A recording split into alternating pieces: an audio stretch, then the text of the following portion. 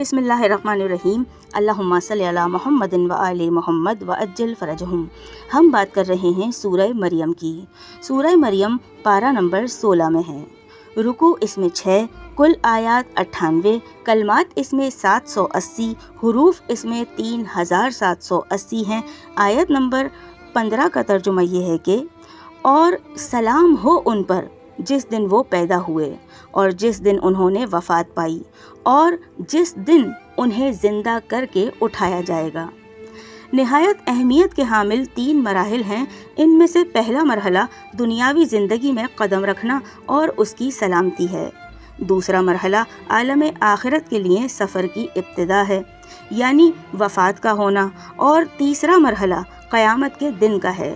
ان 3 مرحلوں کے لیے سلامتی جناب یحییٰ علیہ السلام کے واقعے کے بیان کے بعد جناب عیسیٰ علیہ السلام کے واقعے کا بیان شروع ہے، کیونکہ دونوں کی ولادت معجزانہ طریقے سے ہوئی ہے اور دونوں کو عالم طفولیت میں یعنی بچپن میں ہی الہی منصب عطا کیا گیا ہے۔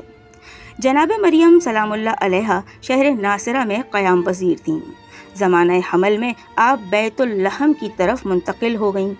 کون تسلیم کرے گا کہ بغیر باپ کے حمل ٹھہر گیا، اور آنے والی تہمتوں کا میں کس طرح مقابلہ کر سکوں گی؟